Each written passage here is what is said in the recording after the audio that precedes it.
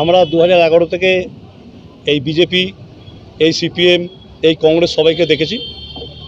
ওরা এখন মানে কি বলবো, মানে হালে পানি পাচ্ছে না। মোদিজি মোদিজি মোদিজি, সেলিমজি সেলিমজি সেলিমজি, কিচ্ছু হবে না। যদি তারা আসল নির্বাচনটা কোন দিন আমরা জানি 20শে মে, ওরা বিভ্রান্ত।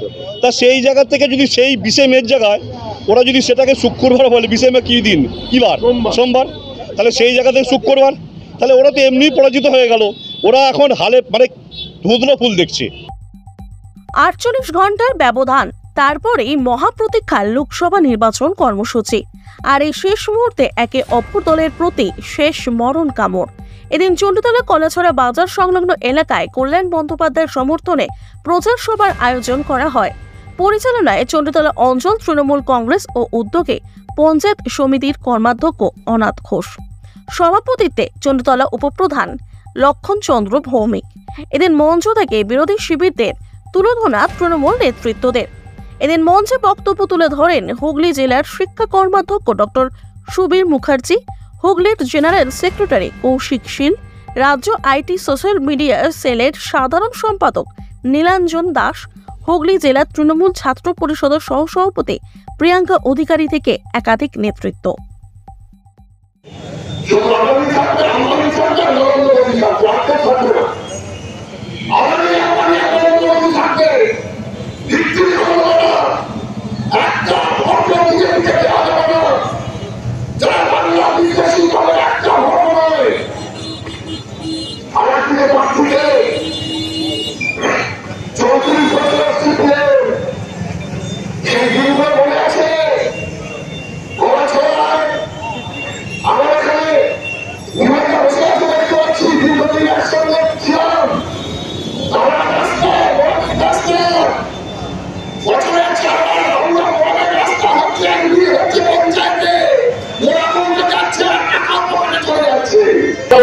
আমি একটা কথা বলি, সংখ্যালঘু ভোট আইএসএফ এর কাছে যাবে না, কারণ ওই বসন্তের কোকিলের মতো কখন উড়ে এসে বসবে, ভোট হলেই আইএসএফ বেরিয়ে পড়বে।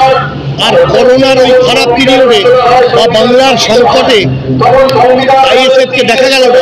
আইএসএফ মানুষের ডাকে এলো না, মানুষের দুয়ারে এলো না, শুধু ভোট পাখি হয়ে ভোটের সময় শুধুমাত্র মানুষের কাছে গিয়ে আমায় ভোট দাও, আমায় ভোট দাও।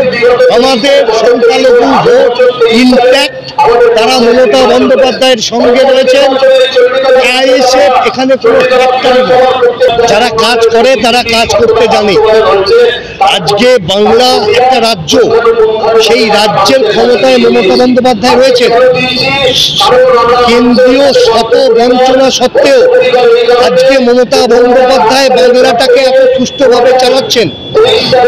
যদি বাংলাতে 40টা সিটের মধ্যে 42টার মধ্যে যদি 42টা তৃণমূল কংগ্রেস পায়, তাহলে বাংলার হাত আরো শক্ত হবে, মমতা বন্দ্যোপাধ্যায়ের হাত আরো শক্ত হবে, বাংলার মানুষের কণ্ঠ আরো বেশি করে দিল্লির দিকে যাবে।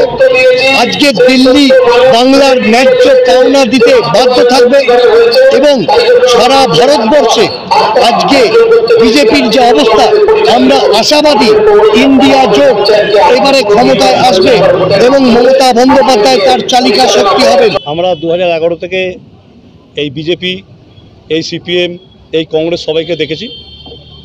ওরা এখন মানে কি বলবো, মানে হালে পানি পাচ্ছে না। মানে এটা যদি বলি, আজকে ধরুন লাস্ট প্রচার বা কালকে লাস্ট প্রচার, এখনও পর্যন্ত কোনো রকম কোনো বুথ স্লিপ এই বিজেপি, এই সিপিএম কোনো বাড়ি বাড়ি পৌঁছাতে পারেনি। তাদের সাথে কোনো লোক নেই, তাদের সাথে কোনো কর্মী নেই, তারা শুধু হাওয়ায় ভাসছে। মোদিজি মোদিজি মোদিজি, সেলিমজি সেলিমজি সেলিমজি, কিচ্ছু হবে না। আমাদের মধ্যে কোনো গোষ্ঠীদ্বন্দ্ব নেই।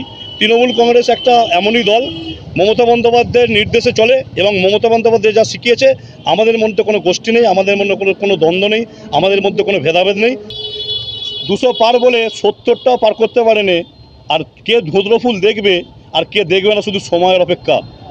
দিল্লির যে সরকার, যে হিল্লার মস্তান, তার জন্য কিন্তু মানুষ, সারা ভারতবর্ষের মানুষ রেডি হয়ে আছে। দড়ি ধরে মারো টান, রাজা হবে খান খান।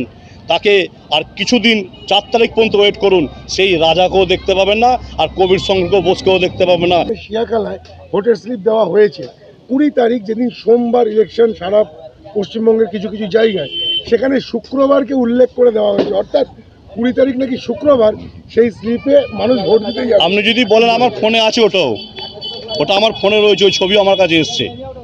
তাহলে যারা কিছু কিছু বুথ স্লিপ দিচ্ছে, যদি তারা আসল নির্বাচনটা কোন দিন আমরা জানি 20 মে, ওরা বিভ্রান্ত, তা সেই জায়গা থেকে যদি সেই 20 মের জায়গায় ওরা যদি সেটাকে শুক্রবার বলে, 20 মে কী দিন, কী বার, সোমবার, তাহলে সেই জায়গা থেকে শুক্রবার, তাহলে ওরা তো এমনি পরাজিত হয়ে গেল। ওরা এখন হালে মানে ধুঁধলো ফুল দেখছে, মানে 20 তারিখটাকে সোমবারটাকে শুক্রবার দেখছে, এবং 4 তারিখের পর দেখবেন বৃহস্পতি শুক্র শনি কিছু নয়, সবটাই ফর্সা তৃণমূল কংগ্রেসই মার্কেটে থাকবে, আদার্স কাউকে পাবেন। দেখুন, মমতা বন্দ্যোপাধ্যায় যখন 2011 সালে যখন নবান্নে বসেছেন সিটে, তার একটা পাখির চোখ ছিল শুধু উন্নয়ন আর উন্নয়ন। বাকিটা বলেছিলেন কি, আমরা যে 34 বছরের যে সরকার, সেই অত্যাচারী সরকারকে হয়তো পর্যদস্ত করে আমাদের নবান্নর পাশে দেখেছেন তো গঙ্গা, কলকাতার বুক দিয়ে বেরিয়েছে হুগলি নদীতে একদম ডুবিয়ে দিয়েছে। কিন্তু আমাদের বলে দিয়েছিলেন কি যে বদল চাই, বদলা নয়। সেই স্ট্র্যাটেজি এখনও আমরা শিরোধার্য, আমরা সেটাই মেনে চলি। আর আমাদের পাখির চোখ দিদিমণি যেটা উন্নয়ন, আমরা উন্নয়ন নিয়েই কথা বলি, আমরা কোনো কুৎসা করি না। আর বিরোধীরা দেখুন হালে পানি পাচ্ছে না, কারণ উন্নয়নের বাংলার মানুষ যে উন্নয়নের স্বাদ পেয়েছে, তারা আর ওই ফুটো নৌকাতে পা দিতে চাইছে না। বিজেপি এবারে 200 পার করা খুব শক্ত ব্যাপার আছে, ভারতবর্ষের বুকে 200 পার করা খুব শক্ত আছে। কারণ যেভাবে আকাশ বলে দেয় যে এখন বর্ষাবে কিনা, এখন বিজেপির যে অবস্থা, যে দলের স্ট্র্যাটেজি, সেই স্ট্র্যাটেজিতে কিন্তু ওরা পর্যদস্ত হয়ে যাচ্ছে আমাদের যে বিরোধী জোট ইন্ডিয়া জোটের কাছে।